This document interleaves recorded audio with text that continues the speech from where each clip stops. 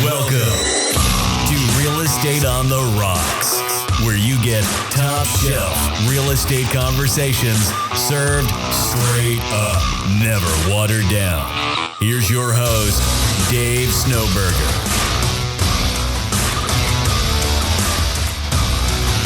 Hey, welcome back to Real Estate on the Rocks, where you can get top shelf real estate conversations served straight up, never watered down. I'm your host, Dave Snowberger, joined in the studio today with Marshall Tucker. How you doing? And James Mendez. What's going on? Alycia Hooper has taken the day off. She's MIA. We can't find her, so we're going to go ahead and do this podcast without her. We miss you, Alycia. Come back. Kind of. Bring tacos. Yeah, bring tacos. Who's Alycia?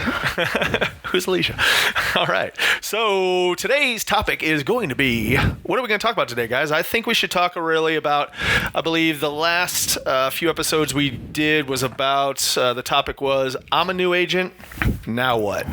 And so this will segue into really that area, keep us into that space, that new agents space.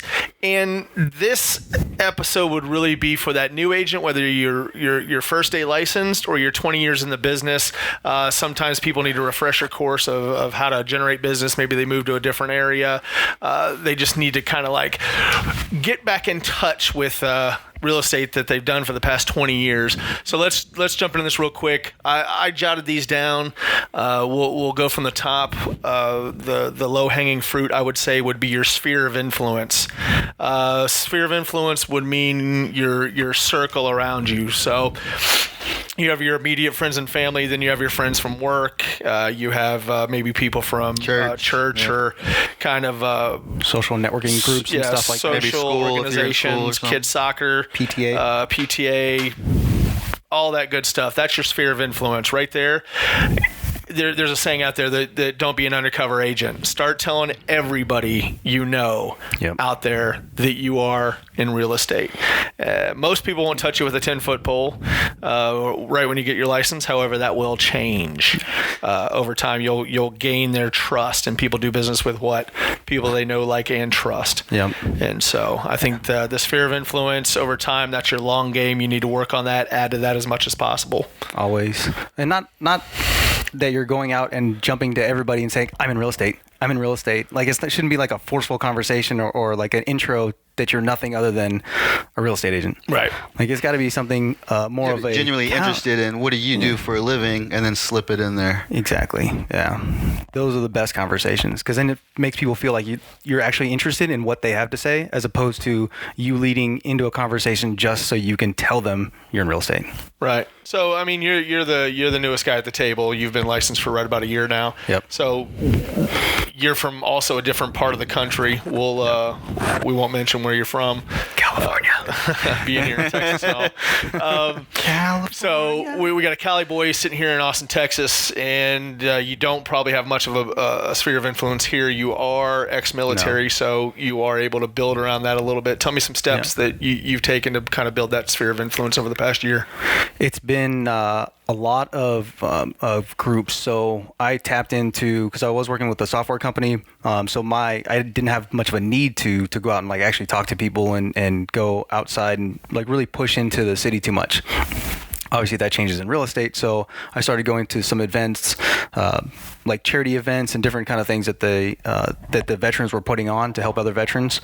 The Chive is a cool company downtown. They hosted a nice event for veterans, and I started meeting people there, and just kind of got out and working with other veterans and for different things, mostly charity, or to hang out, kind of camaraderie thing. And so that definitely helped me grow my sphere a bit more. And then recently, well, actually over the past year, I've started going to a couple different networking events with other friends that I've met that kind of dragged me into their groups, dragged me, but said, hey, like, this is something, totally. but no, drink. Right? So, but it was nice though, because then you get exposure to other groups that you would have never normally met in your natural flow of living. So that's been helpful. All right, so over to Marshall real quick. Sphere of influence, you started out, it's kind of a different scenario. You're a local boy. You grew up family-owned business in a smaller town where a lot of folks knew you. What'd your sphere look like? Well, my sphere looked like half the town. So naturally, I was like, well, let's give this a whack, and went into real estate thinking I was just going to sell a whole bunch of homes to everybody that I knew, and it just turns out you're right. Nobody wants to touch you.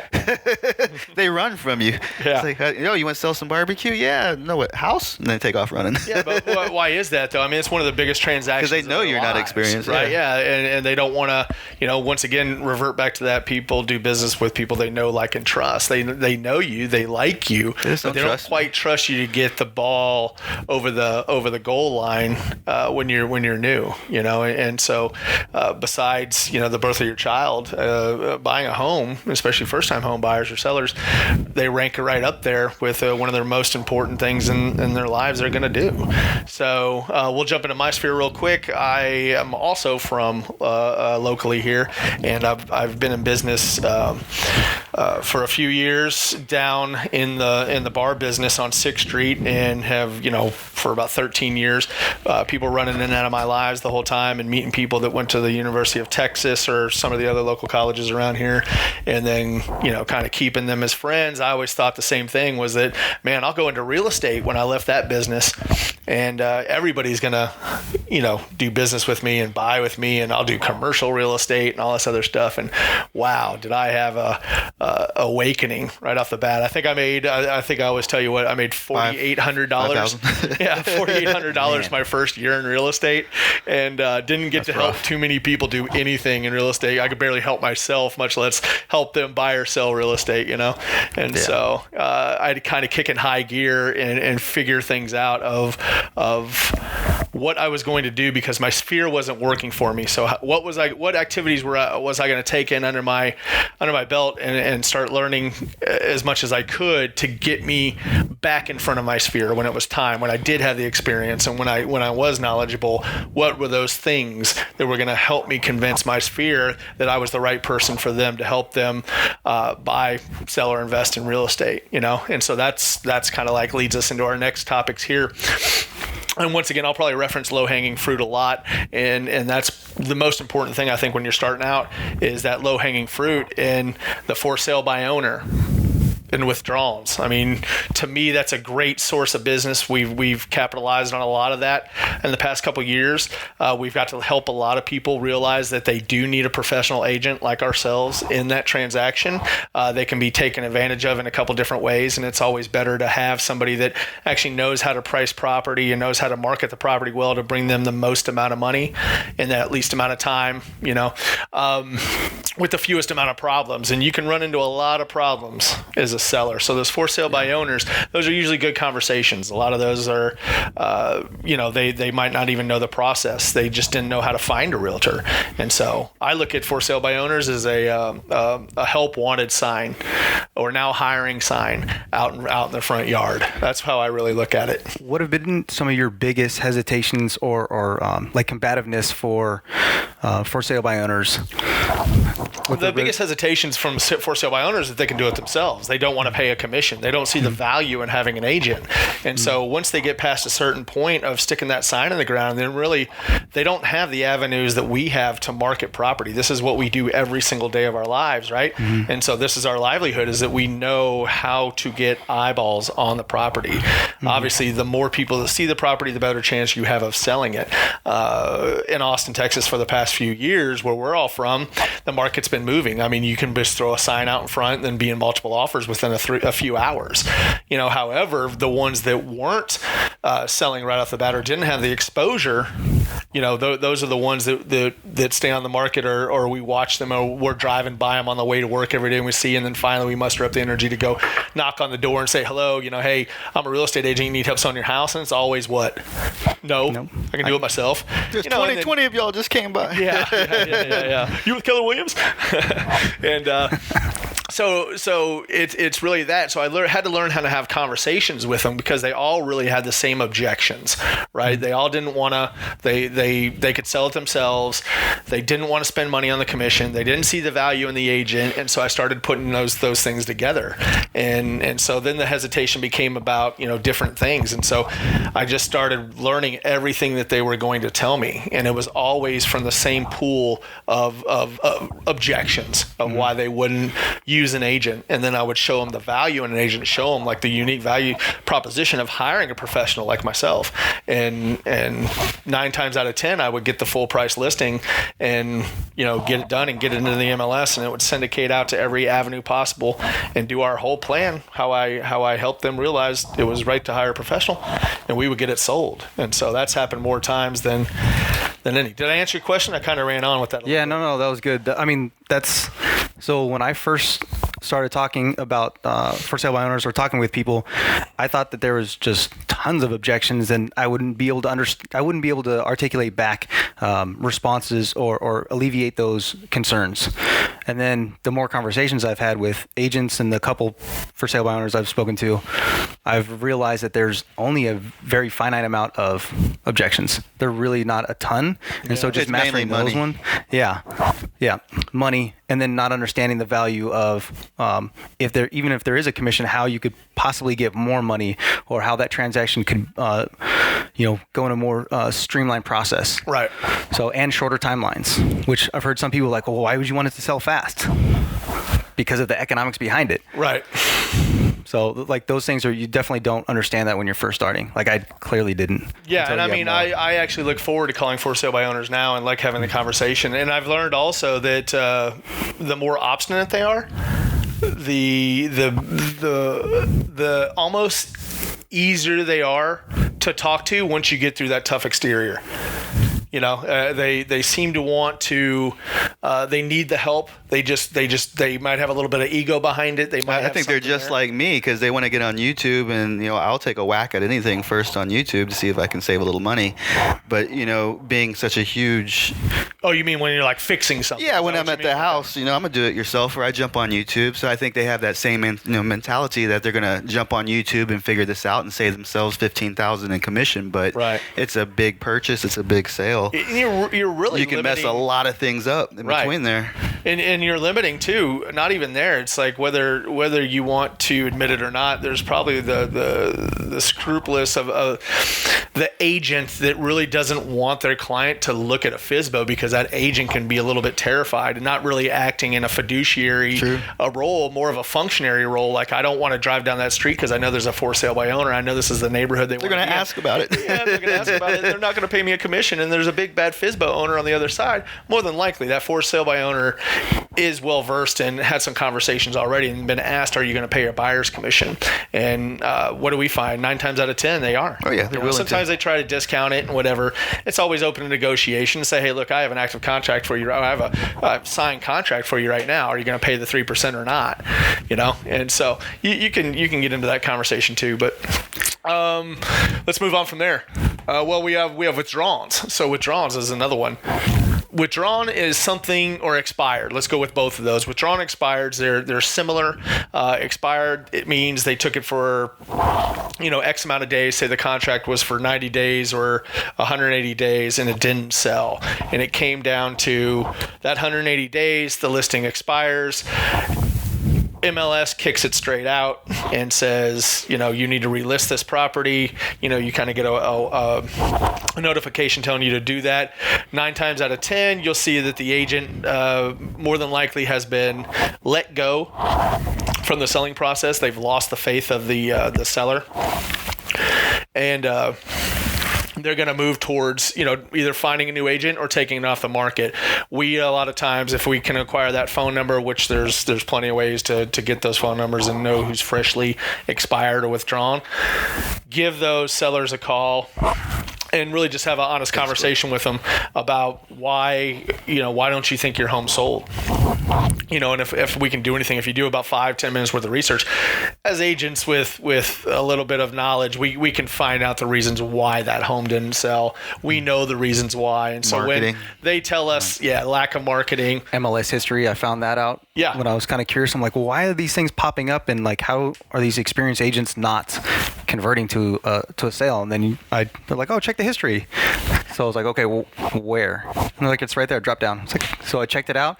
Price reduction, price reduction, price reduction, price reduction. It's like, oh man, or off the market, and then came back on, more price reduction. It's like every agent that's ever held it. Yeah, it's because they were probably not marketed properly, and they also were priced horribly. Or they take it overpriced and don't have the script to bring. Or it back down. they were kind of chasing the market the whole time. They aspirational pricing is what we'll call that, right? Yeah. So Yeah. they priced way above the market, and then by the time that they actually started adjusting down, it's been too many days on the market. They've lost. They're behind the curve now, and they're chasing the market to catch up with it.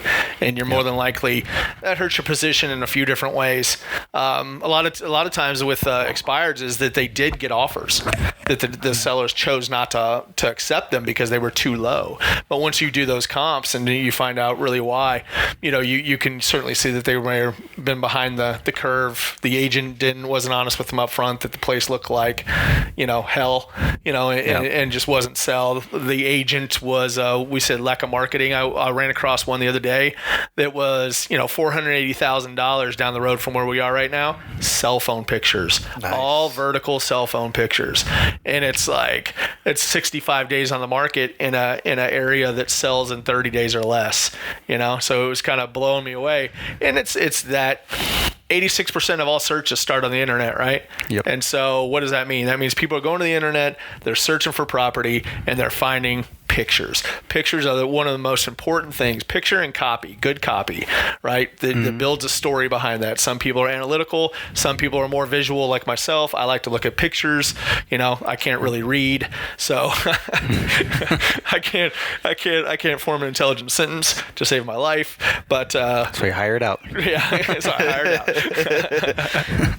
Okay, so really, and then the withdrawn is the same thing. Maybe it wasn't selling. Maybe it's just not working out. Maybe they've asked the advice of the agent. The agent's not there for them.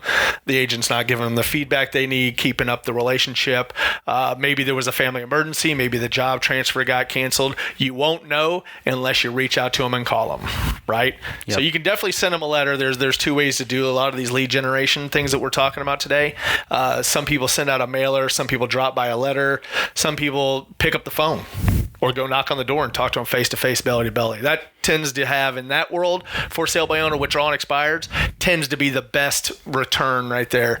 Mail's not going to get you anything. Mail's going to get you somebody interested on the way down to the trash can or recycle bin when they drop your letter you sent them off. It's just not going to work out for you. Let's move on here. We've got a few minutes left. Let's talk about open houses.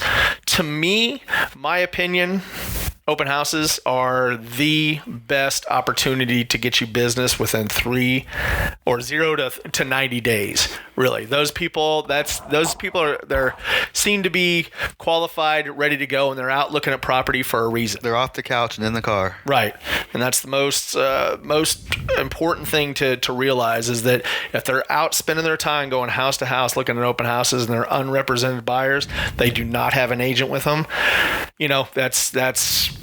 That's gold right there. That's how you're going to achieve greatness in this business, is once you identify that open houses are your low-hanging fruit, that you need to do those open houses at a high level, and that they will bring you immediate buyers and put immediate money in your pocket. And when I say immediate money, I'm saying probably 0 to 90 days. Really, it's gonna be 30 to 90 days, right? So somewhere within there, you're gonna have a closing. No nurturing to get to the sale. They're ready. So right. And so that's a really good one. Other ones out there, we can come back to open houses. I said we do a whole show around open houses just because they're so beneficial, and we'll just give everybody kind of the tricks and trades. We've closed how many deals the past year off of open houses, right? How many deals have we closed off for sale by owners and withdrawals and expireds? I can honestly say withdrawals and expireds is under probably 5. FSBO's double digits. Seriously, and then open houses, the same thing. At least 8 to 10 buyers off of open houses in the past year in 2018. So moving on from there, we'll go with social selling. Facebook, paid ads, pay-per-click, things like that. That stuff can get a little bit more expensive. What do you guys find when you're doing that kind of stuff? Well, Facebook used to be my go-to, but it's kind of fizzled out lately. So, oh yeah, as far as not seeing any clicks on anything that I'm advertising. That's weird because I'm a part of a lot of Facebook groups out there that are really pushing a lot of hire us to do all your Facebook ads, and they're saying differently. You're having people saying they're pumping out ads and getting a couple hundred, couple thousand leads. So that was one of the tricky things. So being IT, I paid more attention to this thing. You have to keep in mind the cost of it. So like I didn't start spending a ton of money on ads just because I was trying to bootstrap everything.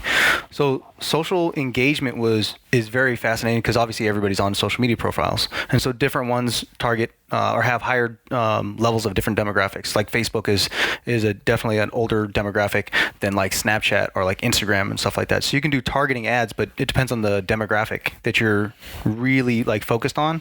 And then a lot of the companies that are saying, hey, we'll get you all these leads or these clicks and stuff, they're not actually talking about what's being converted. They're talking about people that are coming in. So it's basically a dry lead or a very cold lead of I'm semi-interested.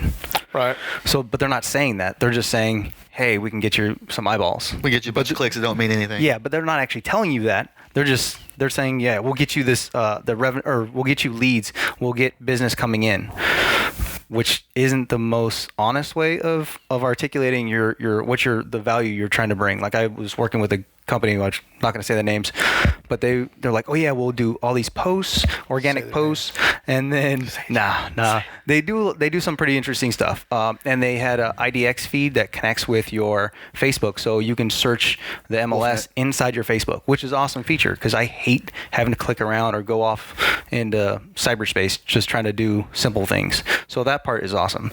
But they're like, we guarantee this amount of traffic. Well, you then send me traffic reports, and it's significantly lower than what you're saying is going to happen. And then you have a conversation with them. They're like, well, you should have told us that it wasn't doing that. Like, well, it's not my job to make sure you're doing your metrics. I mean, it kind of is since I'm paying for it, but I mean, it's technically always your fault. But right. Or and comma, since there's no buts in comma real estate. Yep. So I mean, those can be a little deceiving, but some of them work and drive engagement. And if you can bring the people into your sphere, that's when you can pull them into like your in your database and being more intentional with communications, which is, I mean, we can circle back to sphere and communications later, but that, I mean, if it's all pulling back to that anyway. Right. I think one of the biggest things, obviously we have a lead generation system, so we utilize pay-per-click. Do I do any of that stuff? No, I just throw money at it, right?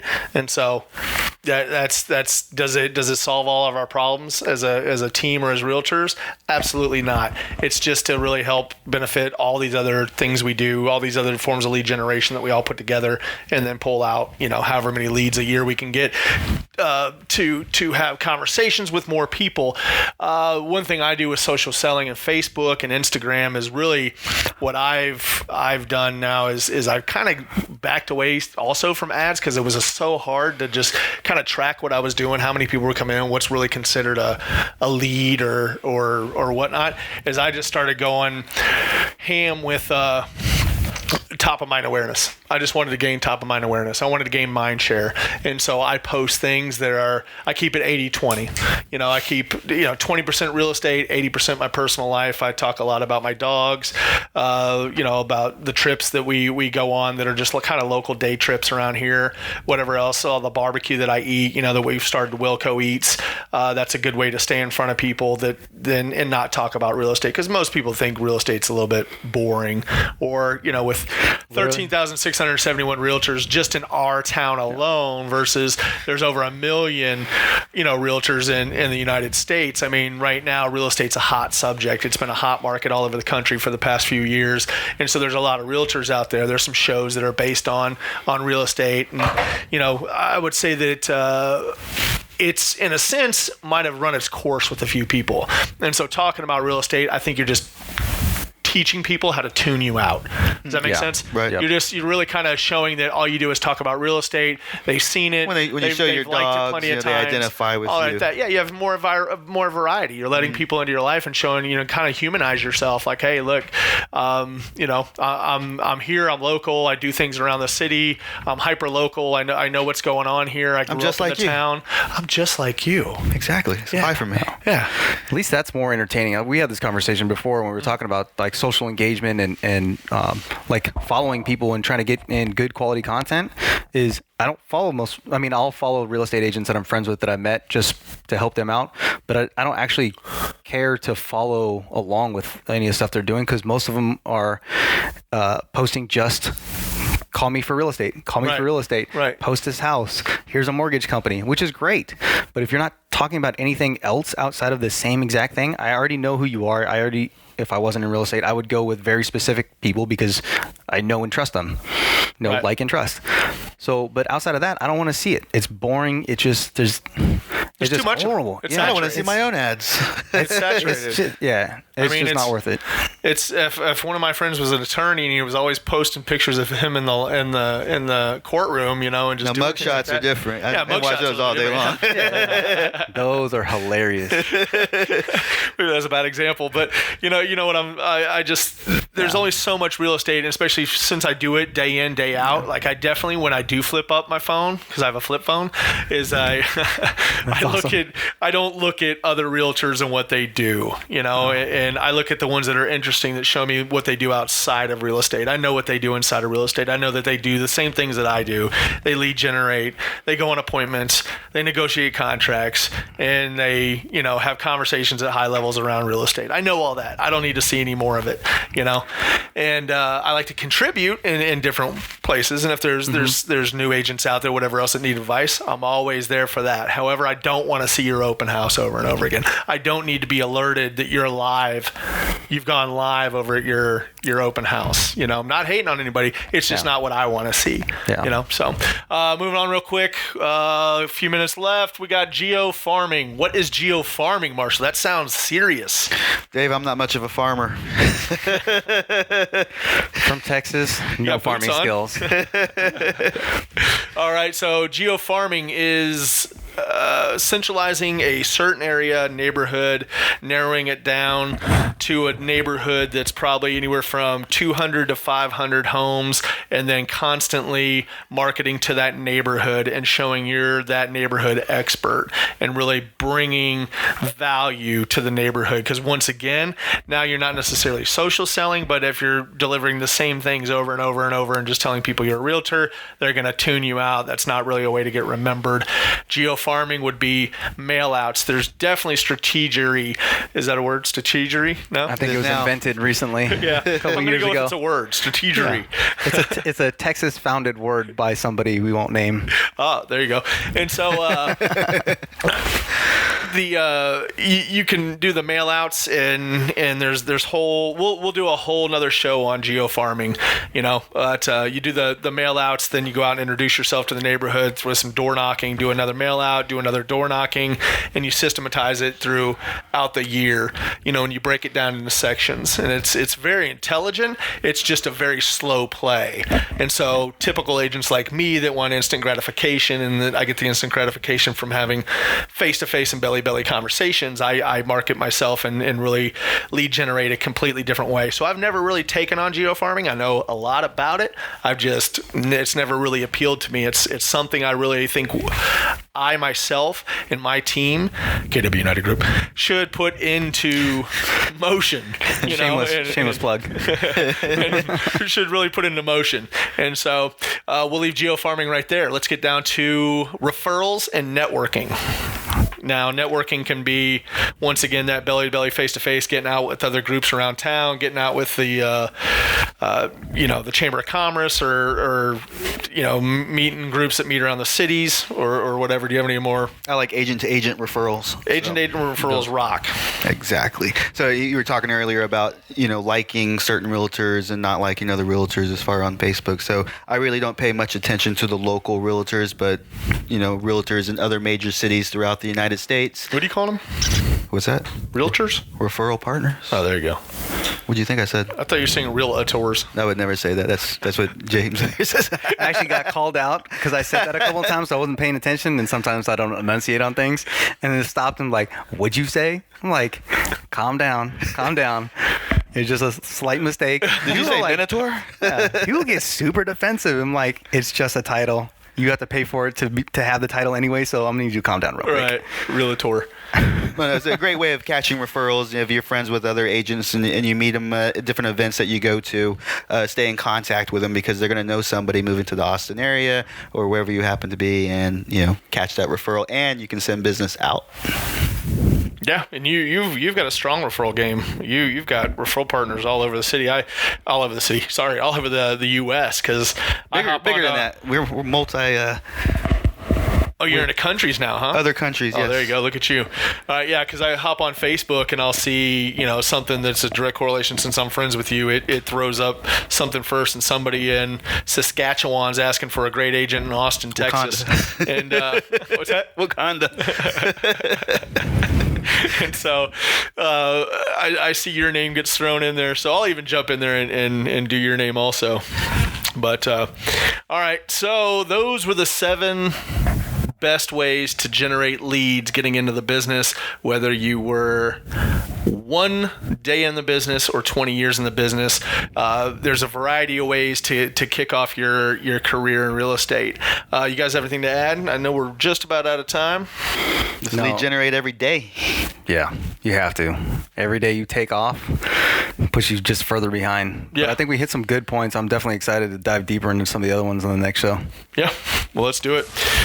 All right, well, thanks for joining us once again on Real Estate on the Rocks. I'm Dave Snowberger, joined today with Marshall Tucker, James Mendez, and this show today was brought to you by Mike Harrell over at Guild Mortgage. If you'd like any information on us, you can visit us at kwunited.com. Thanks. I'm out.